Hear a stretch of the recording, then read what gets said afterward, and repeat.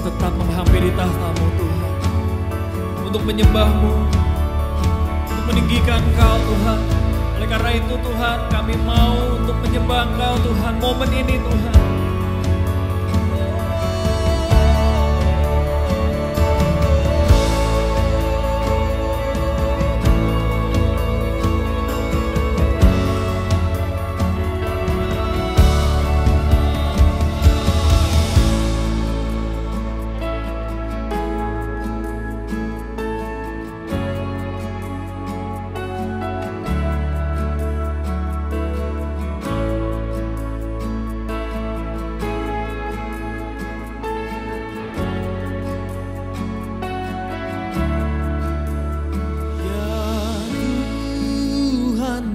Tiap jam ku memerlukan-Mu,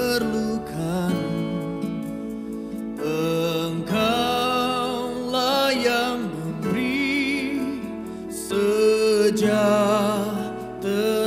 penuh setiap jam ya Tuhan, di Kau ku perlu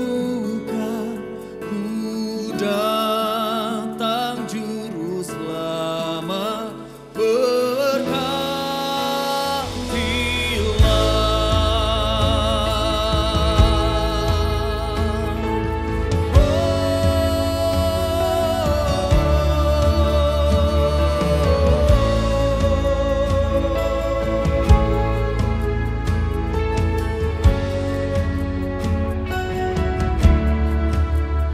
ya Tuhan, tiap jam ku memerlukan-Mu,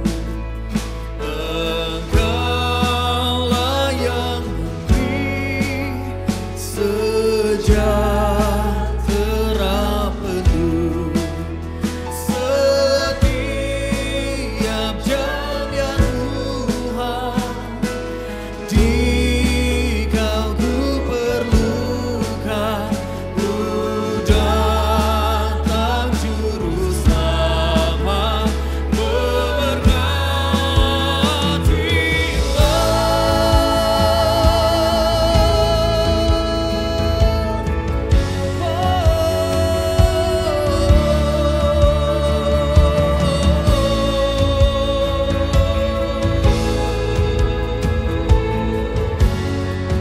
mari kita katakan sekali lagi sama-sama.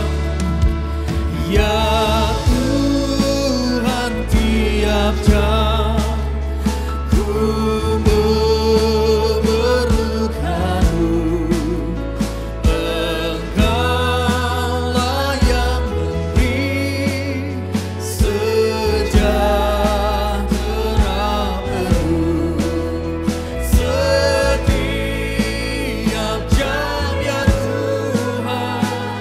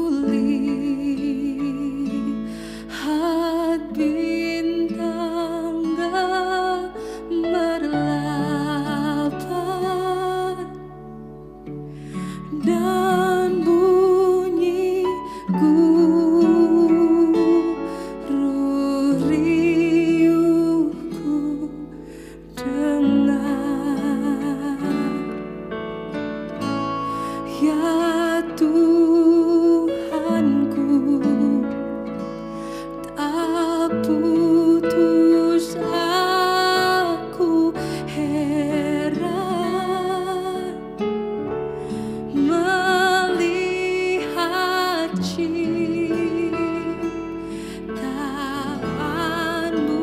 yang besar. Maka jiwaku pun memujimu.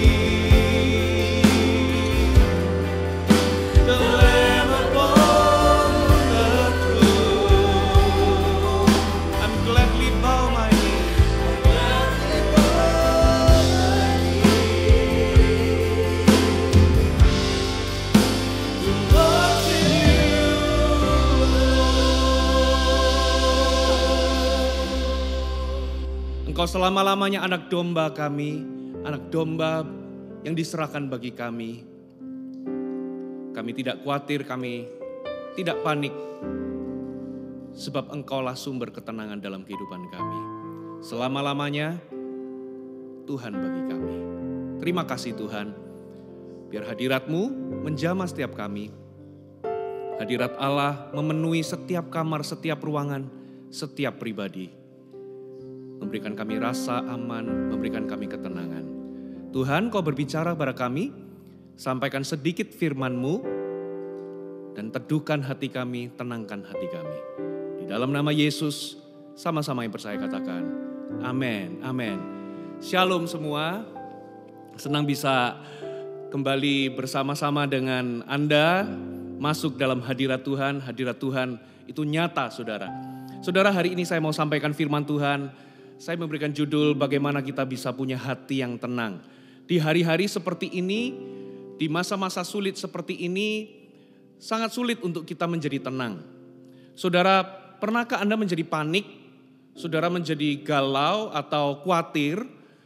Sampai-sampai di titik Anda mencoba untuk tenang, tapi gak bisa menjadi tenang. Semakin Anda coba untuk menenangkan diri, yang ada makin panik, saudara. Ternyata menjadi tenang itu gak semudah yang kita bayangkan. Ternyata menjadi tenang itu gak mudah, saudara. Kenapa demikian? Karena memang bawaan kita itu melihat kepada diri kita atau melihat situasi itu lebih besar daripada persoalan kita. Itu sebabnya kadangkala saudara, kita ini mencoba untuk tenang tapi gak semakin tenang, saudara. Saya ingin kita membuka firman Allah di Yesaya pasal yang ke-30. Kita baca di ayat yang ke-15 sampai 17 dikatakan seperti ini. Sebab beginilah firman Tuhan Allah yang Maha Kudus, Allah Israel. Dengan bertobat dan tinggal diam, kamu akan diselamatkan. Dalam tinggal tenang dan percaya terletak kekuatanmu. Sampai di sini saudara. Saudara, ternyata firman Tuhan ngomong begini. Ternyata di dalam tinggal tenang dan percaya, disitulah terletak kekuatan kita. Iblis akan menggunakan berbagai cara, dia akan menggunakan segala cara, dia akan gunakan semua hal untuk membuat kita ini gagal menjadi tenang. Kenapa kok iblis ingin kita gak tenang? Supaya kita ini lemah. Karena ketika iblis berhasil membuat kita ini tidak tenang, kalau dia gunakan segala cara untuk memanipulasi keadaan kita, membuat kita panik saudara, maka dia berhasil membuat kita lemah. Dan biasanya kalau orang itu panik, orang itu galau, orang itu dikuasai oleh kekhawatiran, ketika dia gak menjadi tenang saudara, biasanya ini yang terjadi. Orang tersebut akan menggunakan kekuatannya sendiri, atau dia akan mengandalkan kekuatannya sendiri untuk mencoba berbagai hal. Dan ujungnya apa saudara? Dia gak berhasil. Dia semakin panik. Ujung-ujungnya kita menjadi tergesa-gesa. Kita lakukan banyak hal tapi bukan lahir karena iman, bukan lahir karena hati yang tenang. Tapi kita lakukan segala hal untuk menutupi ketidaktenangan kita saudara. Satu kali firman Tuhan pernah mencatat saudara. Marta itu juga sama. Saudara, Marta itu gini, Yesus bilang sama Marta seperti ini. Marta, Marta, engkau khawatir dan menyusahkan dirimu dengan banyak perkara. Saudara, Marta itu sibuk. Marta lakukan ini dan itu. Marta lakukan berbagai hal, saudara. Tapi itu bukan lahir karena hati yang tenang, tapi itu lahir karena hatinya itu khawatir. Sehingga gara-gara kekhawatirannya ia menyusahkan diri dengan berbagai hal, saudara. Saya nggak anti dengan kesibukan, saudara. Bukan berarti kita malas saja. Bukan berarti kalau tenang itu kita malas, kita nggak kerja, kita nggak lakukan apa-apa. Tidak. Tapi pastikan, saudara, ketika Anda melakukan sesuatu, saudara, itu lahir dari hati yang tenang. Yang berbeda adalah, saudara, Maria. Yesus berkata, Maria itu memiliki bagian yang terbaik. Apa yang dilakukan Maria, saudara? Dia bebas dari khawatir. Akibatnya apa? Dia tenang, dia bisa duduk di kaki Yesus, mendengarkan Yesus. Sementara Marta, saudara, Tuhan tidak menegur kesibukannya, tidak. Tuhan tidak anti dengan kesibukannya, tapi Tuhan itu tegur Marta. Karena apa? Karena Marta menyibukkan diri atau menyusahkan dirinya dengan berbagai hal, karena hatinya khawatir, hatinya nggak tenang. Saudara pernah nggak, saudara?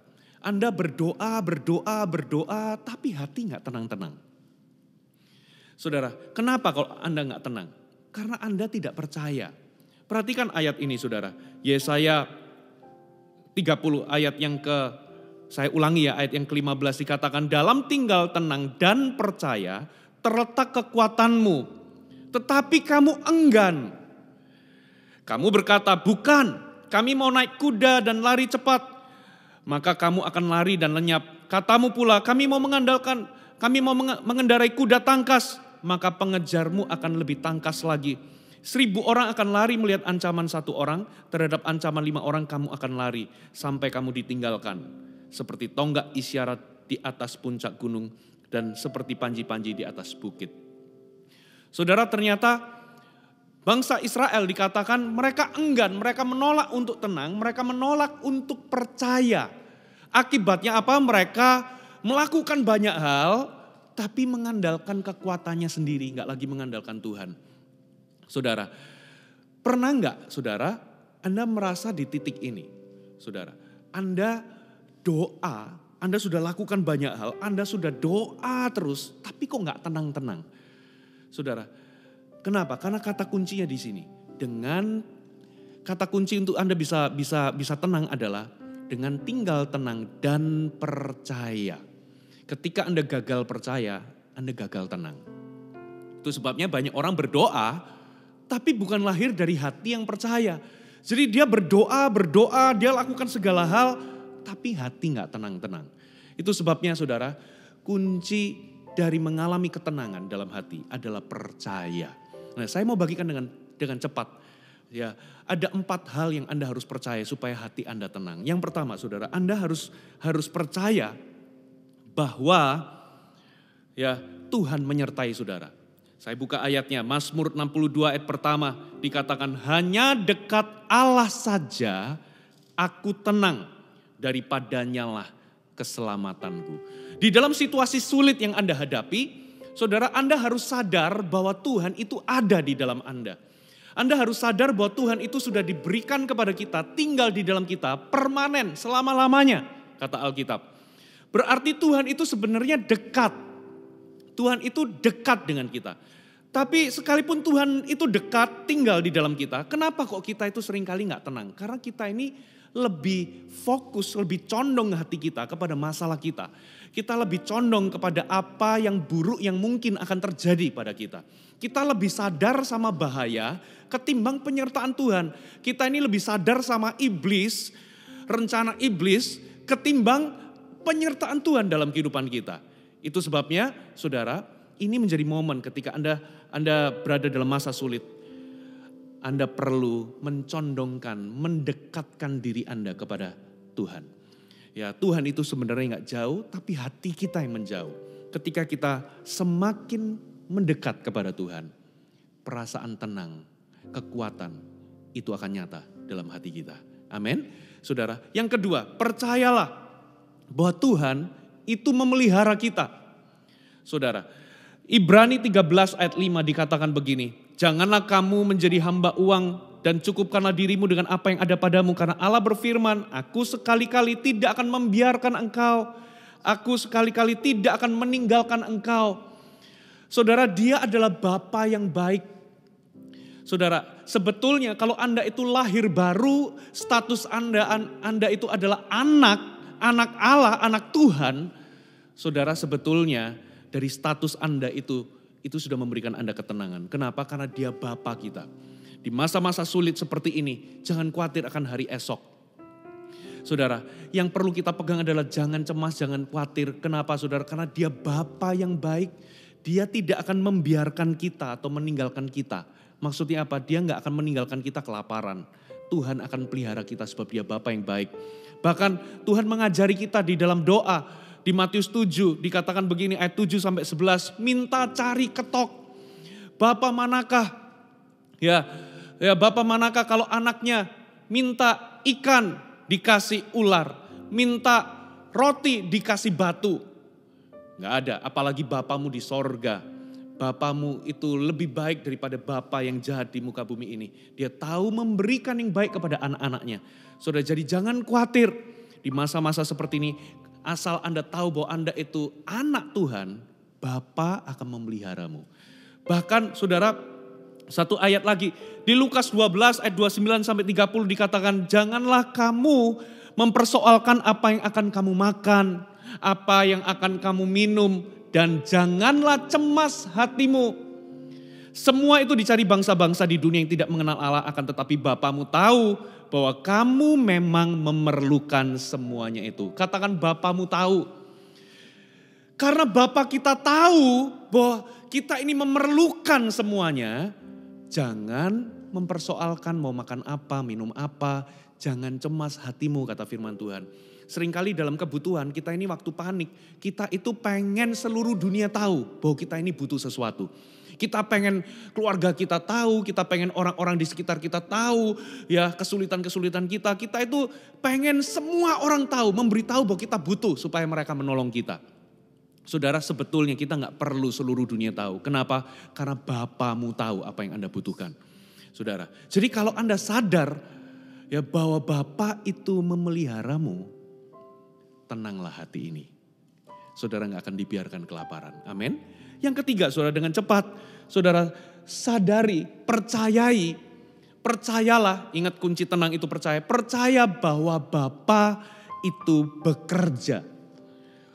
Dia itu gak nganggur, dia itu aktif, dia gak pasif.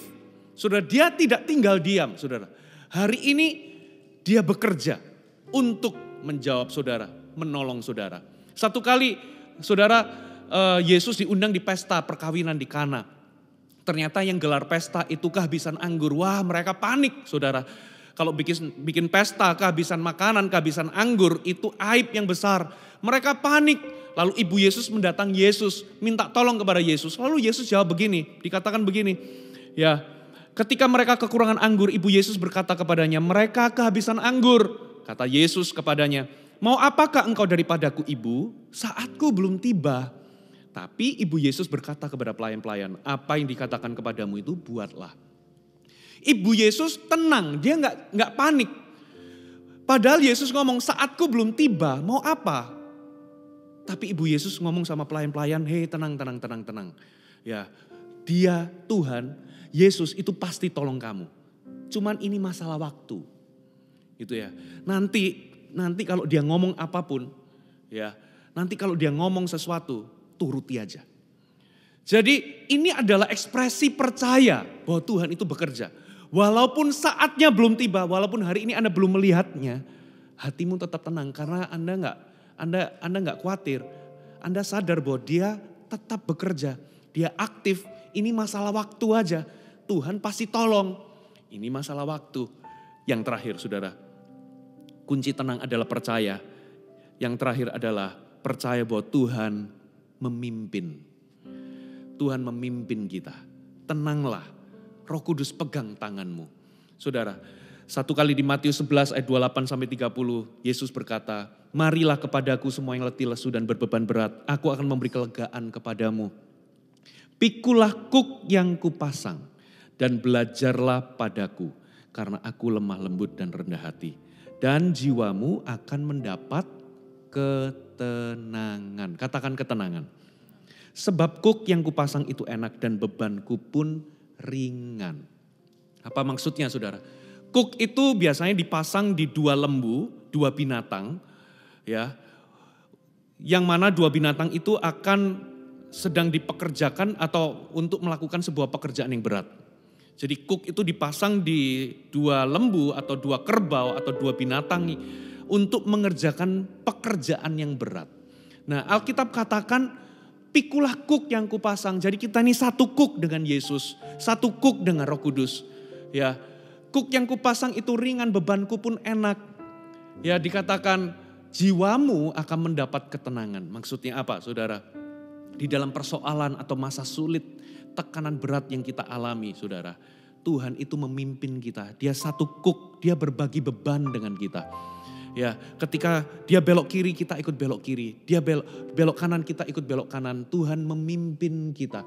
Kita nggak perlu tahu hari esok kita seperti apa. By the way, kita nggak tahu, bahkan kita ini buta. Ya, 2 jam ke depan kita buta akan terjadi apa. Ya, tapi yang Tuhan mau, jangan khawatir. Kita ini satu kuk dengan Tuhan. Dia akan memelihara kita. Dia akan memimpin kita sampai ke tanah perjanjian. Jadi jangan khawatir, Bapak Ibu. Tenanglah. Roh Kudus pegang tangan kita.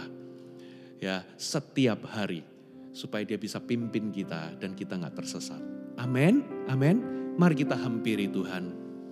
Haleluya. Haleluya. Peganglah tanganku, Roh Kudus, setiap hari. Ku tak dapat jalan sendiri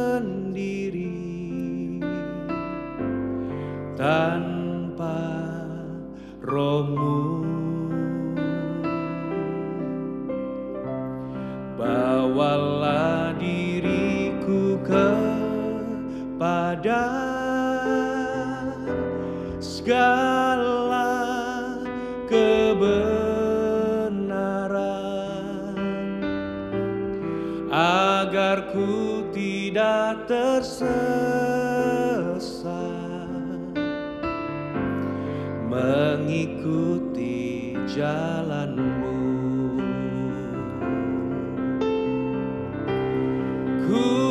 Kudus, kudus Tuhan, kudus nama-Mu. Ku beri syukur dalam simfoni indah.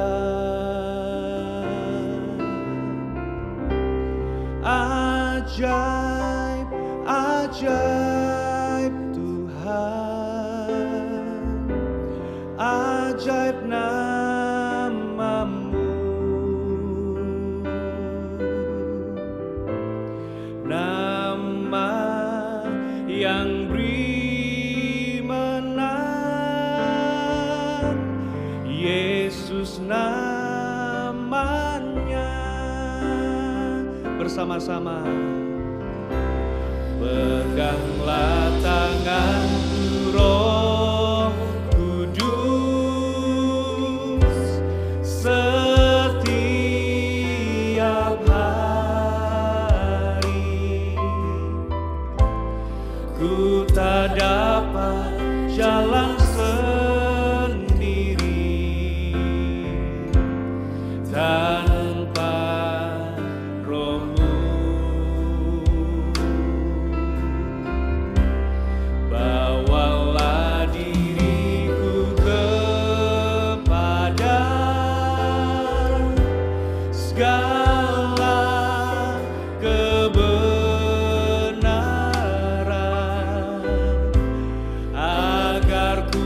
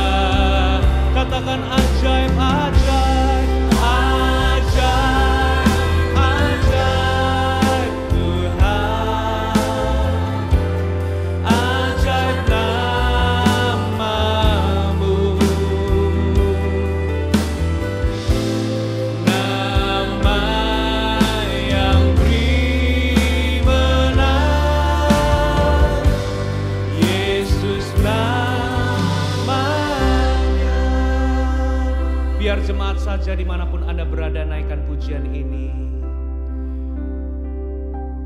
Peganglah tanganku, Roh Kudus, setiap hari. Ku tak dapat jalan sendiri tanpa Roh-Mu.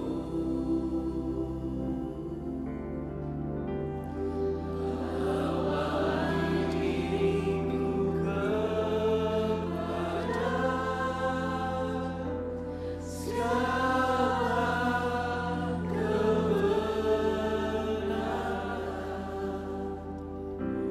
agar ku tidak tersesat mengikuti jalan. Sekali lagi dengan lembut katakan, peganglah tanganku, Roh Kudus, setiap hari. Ku tak dapat jalan sendiri tanpa Roh-Mu.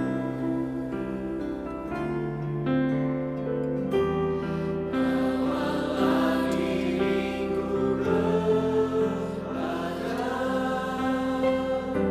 segala kebenaran,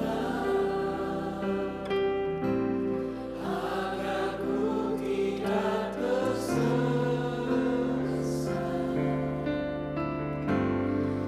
mengikuti jalan. Mari bersama-sama kita sembah Dia, katakan kudus, kudus Tuhan. Kudus, kudus Tuhan. Kudus nama-Mu. Ku beri syukur dalam simfoni indah. Oh yes Lord, ajaib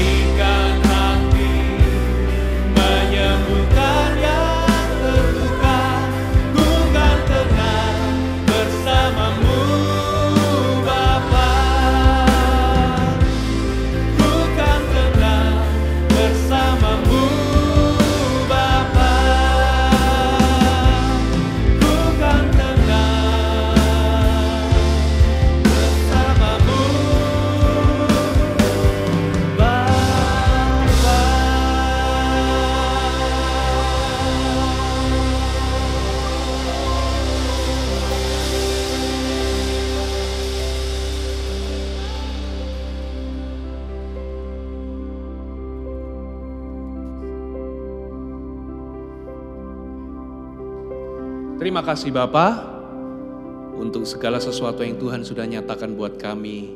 Kau Bapa yang baik, kami percaya rasa aman kami ada di dalam Engkau. Kami percaya bahwa Tuhan menyertai, Bapa memelihara, Tuhan terus bekerja, aktif bekerja, dan Tuhan memimpin kami. Terimalah berkat damai sejahtera daripada Allah Bapa, kasih karunia dari Yesus Kristus, Putra Allah, penyertaan dari Allah Roh Kudus menyertaimu selama-lamanya. Terimalah berkat ini dalam nama Yesus. Amin. Shalom saudara, saat ini kita telah tiba di penghujung acara dari Worship Night. Kami percaya Anda sekalian telah diberkati, disegarkan kembali, dan dibawa mendekat kepada Yesus Sang Sumber Sejati. Karena itu layangkan kesaksian Anda kepada kami melalui Instagram di @gmsjakartabarat atau @gmstangerang.